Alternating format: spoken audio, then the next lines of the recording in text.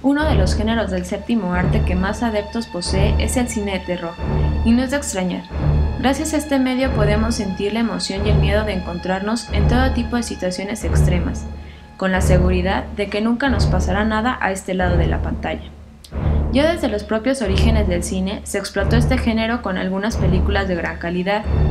El mismo Georges Méliès, uno de los pioneros de la industria, realizó films como La Casa del Diablo de 1896, que para algunos representa la primera película de terror en la historia.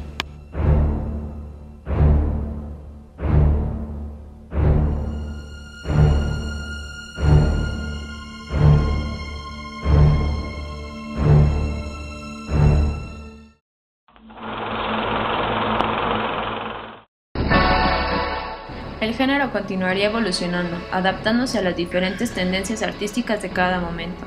Así, en la década de los 20, el cine de terror se vio enormemente beneficiada por las técnicas propias del expresionismo alemán, dando lugar a auténticas obras maestras del cine como El gabinete del Dr. Caligari en 1920 o Nosferatu en 1922.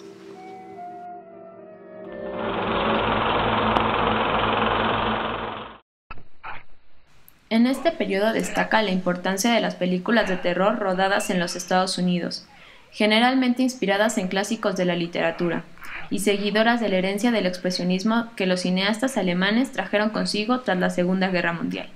En la primera etapa del cine de terror, la literatura fantástica es la que marca los temas. Apenas se veía sangre, y eso del gore era desconocido. White Zombie es la primera película de muertos vivientes, y nos muestra los zombies de las leyendas del vudú. Posteriormente, gracias a George Romero, los zombies cambiaron radicalmente.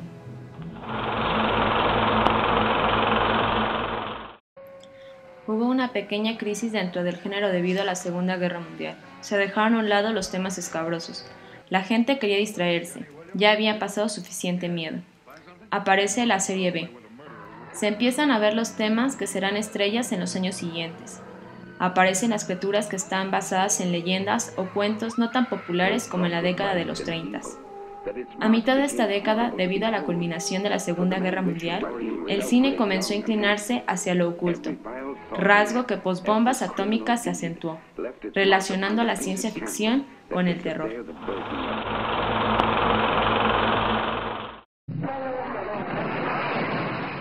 En esta década, la literatura clásica se le unirían relatos de Edgar Allan Poe, las películas del señor Vincent Price, como lo son El Cuervo y la caída de la casa Usher.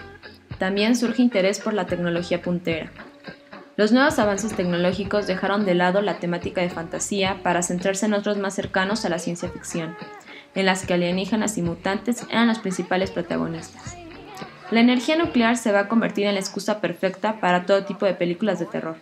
Los zombies ahora no son por brujería del vudú, sino por mutaciones nucleares.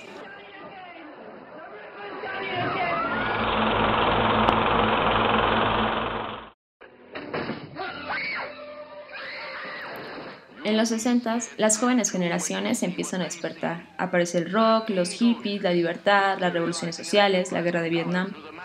En esta década, la película de terror se va a dividir en dos grandes grupos, los filmes mainstream y los underground. A los temas de los 50 se añadieron fantasmas, demonios y por fin psycho killers. Las películas se vuelven más crudas y sangrientas. Aprovechando esto, se hacen remakes de los clásicos de Hollywood con nueva estética. Las nuevas cámaras más ligeras, mejores equipos, edición de video y nuevos recursos hacen posibles tales efectos.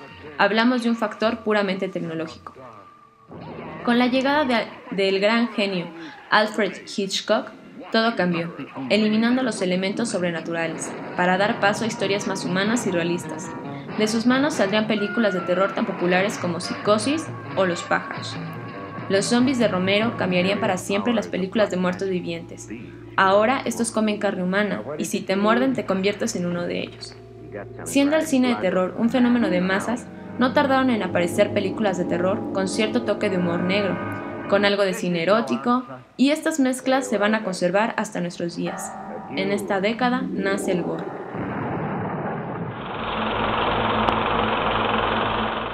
One hope only hope. La nueva revolución tecnológica hace posible que juntando unos colegas se pueda rodar una película. Se abarata la producción. Tal es el caso de La Noche de los Muertos Vivientes. En esta década llegarán nuevos clásicos como El Exorcista, La Matanza de Texas o las películas basadas en la obra de Stephen King, uno de los grandes mitos del terror. Pero si hubo una película que marcó un antes y un después en el género, es Alien. Se consolida la serie B y aparece el género slasher, con La Matanza de Texas. La censura es casi inexistente. Las películas muestran sin ningún pudor sangre, tripas, muertes violentas. Las clasificaciones son EV, Extreme Violence, o X, que en Londres servía tanto para sexo como para violencia. Halloween de 1978 y Viernes 13 de 1980 fueron el manual para todos los slasher hasta nuestros días. Por aquellos años se crea un organismo de censura por edades, recortando escenas que nunca pudimos ver. En 1975, Tiburón se convierte en el mayor éxito de taquilla hasta entonces. Se acuña el término blockbuster. Ahora, los estudios solo quieren producir taquillazos, rechazando muchos guiones de los que no estaban seguros y que acabarían en la serie B.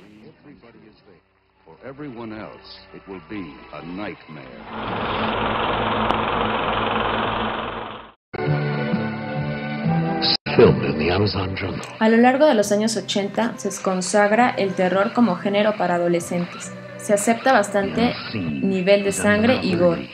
Se explotan todos los éxitos de la década pasada, agotando el formato slasher gracias a las innumerables producciones de pésima calidad. Se tienen grandes piezas sobre la locura, ciencia y un poco de paranoia.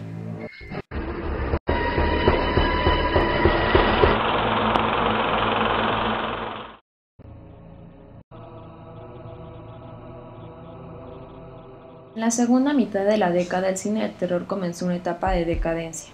Con la llegada de la saga Scream en 1996, ayudó a darle un nuevo impulso. Este tipo de películas, al igual que Sé lo que hicieron el verano pasado o El proyecto de la bruja de Blair, se dirigían fundamentalmente a un público adolescente, logrando un enorme éxito en taquilla y con ello se vuelve a confiar en el cine de miedo para el siguiente siglo.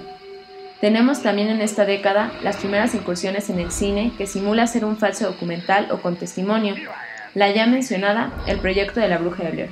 Ante la falta de ideas y temas, las grandes productoras intentaron llamar la atención con más y más remakes innecesarios, adaptaciones de videojuegos e incluso llegaron a explotar los antiguos clásicos quitándoles su encanto. El cine de terror asiático, que tenía una salud fuerte por aquel entonces, fue el siguiente objetivo de la industria.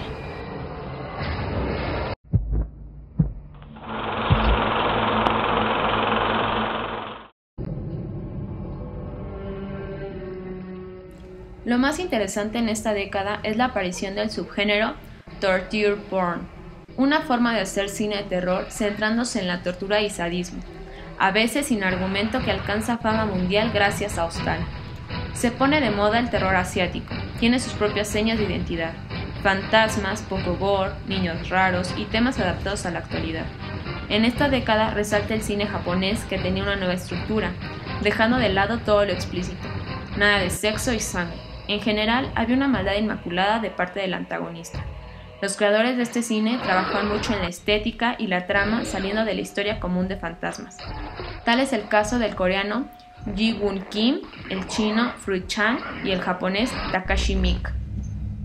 Posteriormente, Estados Unidos y España trataron de unirse a esta nueva estructura oriental, pero los resultados fueron poco originales y malos remakes de esta corriente.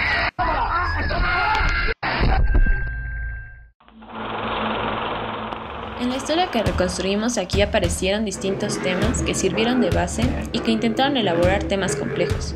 Seres mitológicos, las consecuencias de una guerra, la locura de un individuo escondido en una sociedad. Sin embargo, el tema de fondo es uno y el mismo, el terror, ya sea la muerte o simplemente a lo desconocido. El espíritu de los tiempos encarna ese miedo único, con distintas pieles, y hace que una película sea popular y duradera, y otra igual de buena sea ignorada y olvidada. Por eso, a diferencia de otros géneros que tuvieron su ciclo y desaparecieron, como el policial o el western, el género de terror se quedará con nosotros hasta el final de nuestros días.